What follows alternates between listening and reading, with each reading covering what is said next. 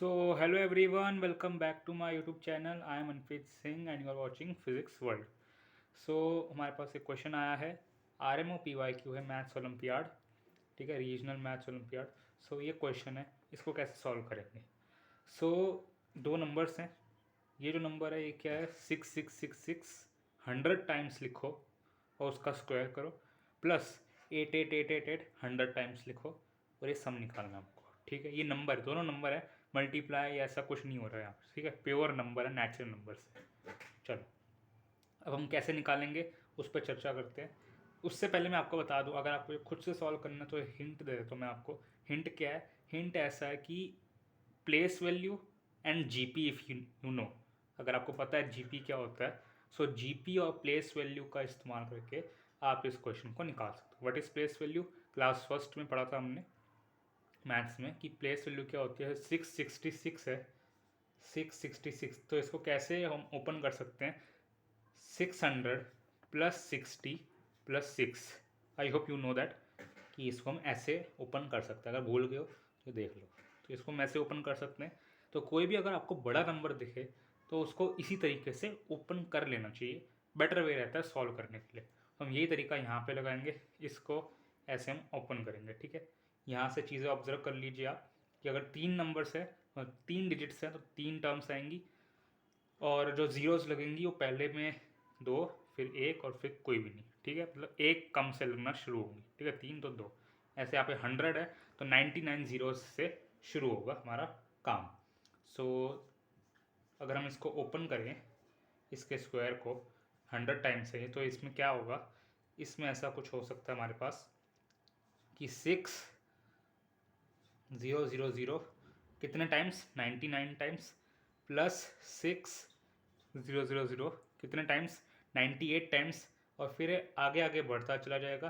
कितनी टर्म्स देगा? 100 टर्म्स देगा, क्योंकि 100 बार 66, ये 666 रिपीट हुआ है। 100 टाइम्स 100 टर्म्स देगा हमको। तो ये लास्ट में आएगा 60 प्लस 6। ठीक है, आई होप आपको दिख रहा है ये। तो इसका आप स्क्वायर लेंगे। ठीक है, इसका स्क्वायर। तो अब क्या करें, नेक्स्ट स्टेप क्या? या तो आप यहीं से जीपी लगा लो। ठीक है, एक तरीका है जीपी यहाँ से लगाएंगे, एक तरीका है कि इसमें से 6 कॉमन ले लेते हैं। ठीक है, ज़्यादा आसानी 6 कॉमन लेने के बाद बनेगी। क्यों? क्योंकि वहाँ पे फिर हमारे पास सारे 1000 वाली टर्म्स रह जाएंगे हमारे पास। ठीक है, तो उसमें हमें ज़्यादा आसानी हो। उनको नहीं समझ में आ रहा है जीपी क्या होता है, मैं बताऊँगा मैं क्या होता है। तो चलो अभी यहाँ से पहले 6 कॉमन ले लेते हैं।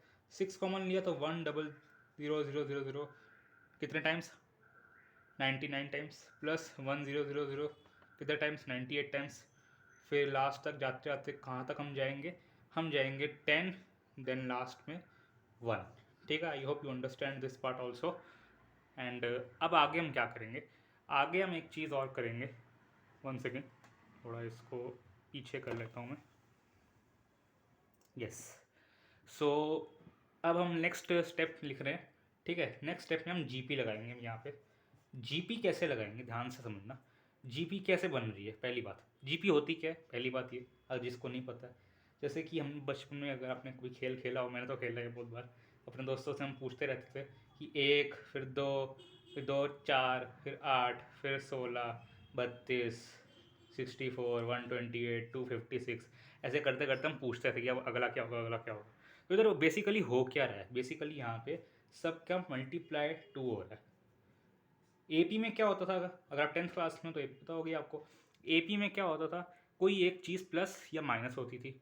ठीक है, यहाँ पे क्या होगा, कोई एक चीज़ मल्टीप्लाई या डिवाइड हो सकती है। ठीक है, जीपी यहाँ से यहाँ भी आ सकती है, यहाँ से यहाँ भी आ सकती है। ठीक, तो ये क्या है, कॉमन रेशियो। जैसे वहाँ पे कॉमन डिफरेंस, यहाँ पे कॉमन रेशियो। अब इसी चीज़ को यहाँ विजुलाइज करने की कोशिश करो। 1, 10, फिर ऐसे करते 100,000 और फिर यहाँ तक हम आए। तो ये क्या हो रहा है, हर बारी 10 का मल्टीप्लिकेशन हो रहा है। अगर आप दैट से देखो, हर बारी 10 का मल्टीप्लिकेशन यहाँ पे हो रहा है। तो कॉमन रेशियो इसको हम आर से डिनोट करते हैं, वो कितना आ गया, 10 आ गया। और हमारे पास फर्स्ट टर्म क्या है, दैट इज ए हमारे पास 1 है। नंबर ऑफ टर्म्स हमें नहीं पता, कोई बात नहीं, मैं सॉरी, नंबर ऑफ टर्म्स हमें पता है। क्यों नहीं पता हमें? बिल्कुल पता है, 100 टर्म्स। ये 100 टर्म्स ही ना, मैंने कहा था कि ये जैसे यहाँ पे 3 डिजिट थी, 3 टर्म्स, तो यहाँ पे 100 टर्म्स। तो एन की वैल्यू भी हमें पता है, एन की वैल्यू क्या है, 100 है। तो क्या हम इसका सम निकाल सकते हैं? बिल्कुल निकाल सकते हैं, बिल्कुल निकाल सकते हैं, इसका हम सम निकालेंगे। चलो उसके फॉर्मूले से हम सम निकालते हैं। अब फॉर्मूला क्या होता है, जो जिन्होंने बिल्कुल नहीं पढ़ रखी है जीपी उनको फॉर्मूला नहीं पता होगा, तो फॉर्मूला मैं बता देता हूँ। फॉर्मूला क्या होता है, देखो आर ग्रेटर देन 1 है, सो आर अगर ग्रेटर देन 1 होता है तो फॉर्मूला होता है जीपी के सम का कुछ ऐसा, a r raise to the power n minus one upon r minus one, ये होता है। ठीक है, जिनको नहीं पता है इसको अभी फ़िलहाल के लिए याद रख लो, डेरिवेशन में फिर कब बताऊँ। ठीक है, होल स्क्वायर तो था ही यहाँ पे। ठीक, अब अगले स्टेप में थोड़ा सा इसको रब करेंगे और फिर देखते हैं नेक्स्ट स्टेप हमारा कैसे चलेगा। So now we have reach till here. ठीक है, हम यहाँ तक पहुँच चुके थे, ये आपने पिछले पेज में लिख लिया होगा आपने। सो अब हम क्या करें, ये एक टर्म तो हमारे पास ये थी, एक हमारे पास 8 वाली भी थी, तो क्या सिमिलरली करके हम 8 वाले को भी ऐसे लिख सकते हैं? मैं सिमिलरली करके लिख रहा हूँ। ठीक है, सिमिलरली करके मैं लिख रहा हूँ कि 8 वाले को हम कैसे लिखेंगे। ध्यान समझना, बिल्कुल सेम चीज़ होगी, बिल्कुल सेम चीज़। फ़र्क क्या होगा, बस 6 का 8 हो जाएगा और यहाँ पे स्क्वायर था तो यहाँ पे स्क्वायर नहीं। टर्म्स दोनों की सेम है, मतलब एन वैल्यू सेम है। यहाँ पे भी आप जब करोगे, खोलोगे, इसको एक्सपैंड करोगे, सो ए 1 ही आएगा आपका, लास्ट में 1 आ जाएगा। एंड आर आपका क्या हो जाएगा, आर यहाँ पे 10 हो जाएगा। ठीक है, आर क्या हो जाएगा, आर यहाँ पे 10 हो जाएगा। कुछ बच्चे सोच रहे होंगे फर्स्ट टर्म तो इतनी बड़ी वाली होनी चाहिए थी ना, उसको पलट दो ना, क्या फ़र्क पड़ता है, सम तो सेम ही आएगा, कोई यहाँ पे सब्ट्रैक्ट तो हो नहीं रहा, पलट दो उसका, 1 से शुरू कर दो। समझ गए ना मैं क्या कह रहा हूँ।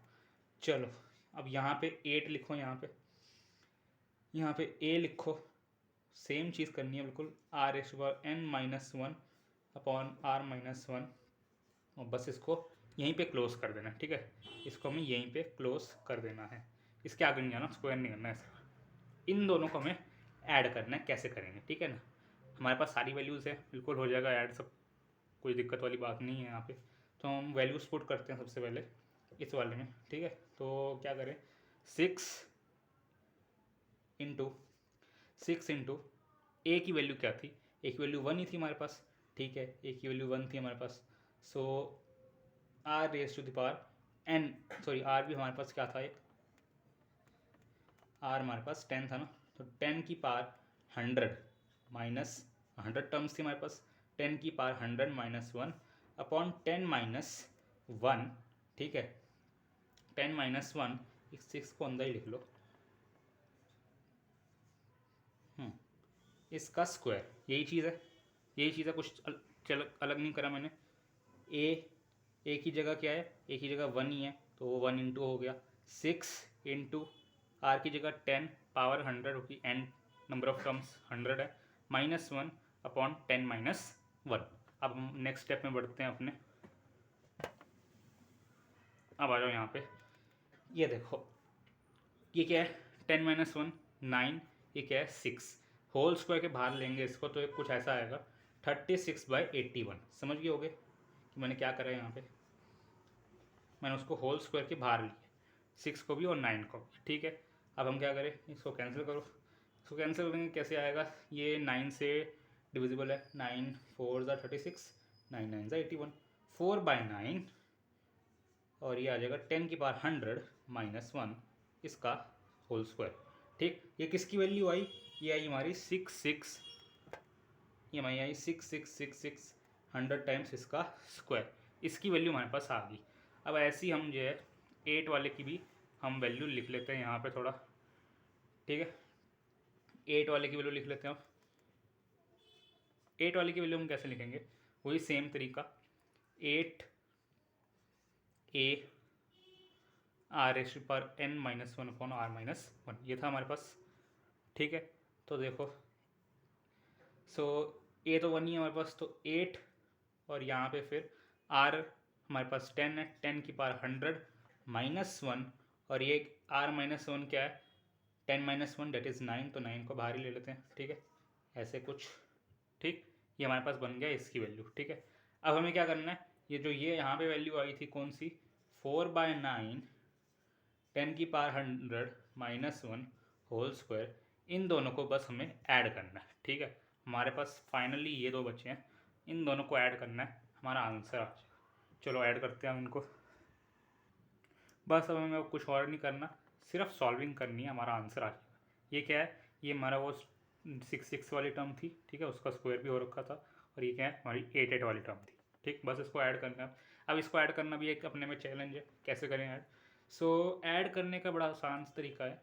कुछ बच्चे सोच रहे होंगे 10⁻100 -1 को कॉमन ले लेते हैं, बट वो तरीका इतना सही नहीं रहेगा। क्यों नहीं रहेगा, अगले स्टेप्स में पता चल जाएगा।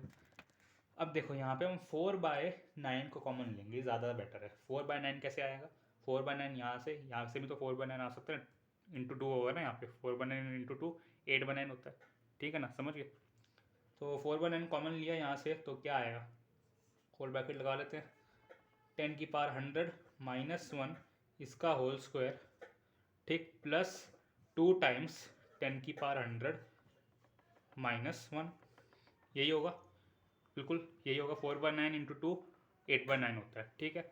अब इसको हम ओपन करेंगे a-b का होल स्क्वायर। कुछ बच्चे कहेंगे पागल हो गए हैं, इतने बड़े को तू a-b के होल स्क्वायर से ओपन करेगा।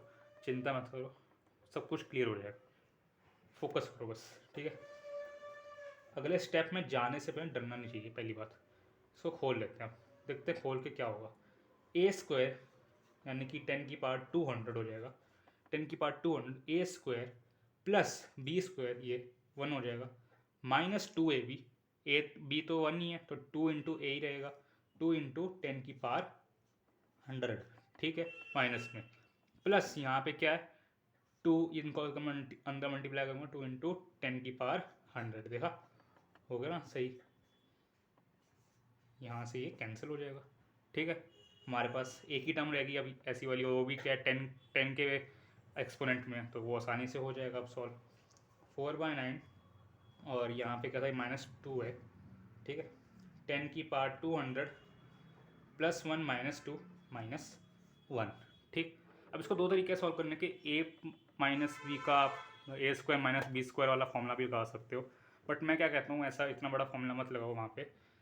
इसको हम समझ सकते हैं कि इसमें क्या चीज़ें हमारे पास होंगी। इसको ध्यान से समझना मैं क्या कह रहा हूँ। कोई आपके पास 10 की ऐसे कोई नंबर है, ठीक है, लेट से इसमें से अगर आप -1 करते हो तो आपके पास सारे जो वैल्यूज़ आएंगी वो 999 में ही आएंगी। मतलब इससे परफेक्टली डिविजिबल ये नंबर है, परफेक्टली डिविजिबल है। ध्यान से अगर सोचो, परफेक्टली डिविजिबल नंबर हमें मिल चुका है। बस हमें करना क्या है, करना हमें ये है कि हमें ये देखना है कितने 9 है यहाँ पे। जितने 9 आएंगे उससे हम इसको डिवाइड करेंगे, उतने 1 आ जाएंगे, फिर उतने 4 आ जाएंगे। सिंपल सा लॉजिक है, ठीक है, बिल्कुल सिंपल सा लॉजिक है। चलो अब देखते कितने यहाँ पे 9 आएंगे। देखो भैया यहाँ पे 10⁻200 है, मतलब 200 जीरोज लगेंगे यहाँ। समझ में आ रहा है ना, 10⁻200 है, 10 इंटू 10 इंटू 10 इंटू 10 इंटू कितने टाइम्स 200 टाइम्स, मतलब 200 जीरोज लगेंगी यहाँ पे। समझ पा रहे हो ना कि कैसे लगेंगी।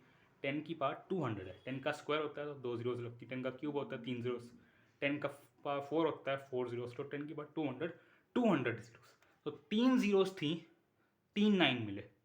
200 जीरोज हैं, -1 करेंगे तो 209 मिलेंगे, ठीक है। तो ये क्या है 999, ये बिल्कुल वैसा लॉजिक है जो हमने फर्स्ट स्टेप में लिया था, उसका रिवर्स प्रोसेस है। तो 999 कितने टाइम्स 200 टाइम्स, कितने टाइम्स 200। यहाँ पे 3 थे तो 39999, यहाँ पे 200 टाइम्स आएंगे तो 9 भी कितने टाइम्स आएंगे 200। यहाँ से इसको काटोगे तो ये भी कितने टाइम्स आएंगे 200। 4 कितने टाइम्स आएंगे 200 टाइम्स। यही आपका आंसर है, यही आपका आंसर है। समझ में आ गई बात, बिल्कुल अच्छे से। इसको एक और तरीके से समझ सकते हैं, इस चीज़ को ना एक और तरीके से समझ सकते हैं। अगर आपको पैटर्न पता होगा ना, पैटर्न ये तो सॉल्व कर हमने, सॉल्विंग पैटर्न पता होगा तो 1 सेकंड का क्वेश्चन नहीं, 1 सेकंड पैटर्न बताता हूँ मैं आपको। देखो पैटर्न क्या कहता है ना, मैंने क्या करा है, मैंने उसको जो आपको क्वेश्चन दे रखा था ना उसको बिल्कुल छोटा कर दिया, उसकी बिल्कुल छोटी फॉर्म लिख दी है। वहाँ पे 600 टाइम्स थे, 1 टाइम कर दिया, 800 टाइम्स थे, 1 टाइम कर दिया, स्क्वायर लगा रखा है, ठीक। इसको ऐड भी कर रखा है, बिल्कुल सेम है, नंबर अलग है, बस नंबर ऑफ टाइम्स अलग है।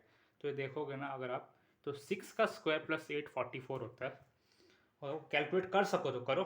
66 का स्क्वायर प्लस 88 क्या देगा आपको 4444। करके देख लो, कैलकुलेटर उठा लो या खुद करके देख लो। 66 का स्क्वायर प्लस 88 4444 देगा। मतलब जितने यहाँ पे 6 और 8 है उससे डबल ही आएंगे। तो हमारे पास क्वेश्चन में ये 100 थे, ये भी 100 थे, और आए कितने 200। मतलब हो गया क्वेश्चन सॉल्व। क्वेश्चन में अगर आपको ये पैटर्न पता होता है, if you know this pattern before this question, so आप क्या करते कि ये 100 टाइम्स सही, ठीक है, ये 100 टाइम्स सही, ये पैटर्न फॉलो हो रहा है, चलो भी मतलब 444 कितने टाइम्स आएंगे 200 टाइम्स, ये आपका आंसर हो जाएगा अगर आपको पैटर्न पता हो। नहीं पता हो तो आप फिर लॉग मेथड से जाओ, ठीक है ना। तो ये मैंने आपको पैटर्न बता दिया। अगर कभी आप RMO दो या इनमो दो, कुछ भी दो ऐसे मैथ्स ओलंपियाड, तो ऐसे पैटर्न बहुत काम में आते हैं, ठीक है, ऐसे पैटर्न बहुत ज़्यादा काम में आते हैं, ठीक। सो आई होप आपको ये क्वेश्चन समझ में आया होगा अच्छे से कैसे करा हमने। हमने पहले उसको खोला, एक्सपैंड करा, किसकी वजह से, प्लेस फील्ड की वजह से। हमने देखा है कितने डिजिट्स आएंगे, जितने वहाँ पे नंबर थे उतने वहाँ पे हम टर्म्स आई, फिर जीरोस एक कम से शुरू होंगे, फिर हम उनको जीपी में करेंगे। जीपी में करने से पहले 6 कॉमन लेंगे, क्यों? क्योंकि कैलकुलेशन ईजी हो जाएगी।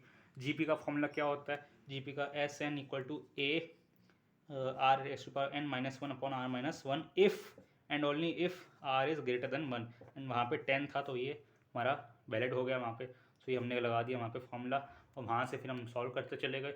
फिर हमारे पास इक्वेशंस आई, उन इक्वेशंस को हमने जब सॉल्व करा तो थोड़ा सा वहाँ पे दिमाग लगाना कि क्या चीज़ कॉमन लेनी है, क्या नहीं लेनी है, क्या वहाँ पे कैंसिल हो जाएगा, क्या नहीं। लास्ट में फिर से दिमाग लगाना आपको थोड़ा सा कि अगर हम कोई 100 वाली टर्म्स कोई दे रखी है, 0000 वाली टर्म्स दे रखी है 1000, तो उसमें से अगर -1 करते हैं तो कितने 9 मिलेंगे हमको, ठीक है। ये आपको एक और चीज़ याद रखनी है। बाकी क्वेश्चन बहुत सिंपल था, बहुत मज़ेदार था।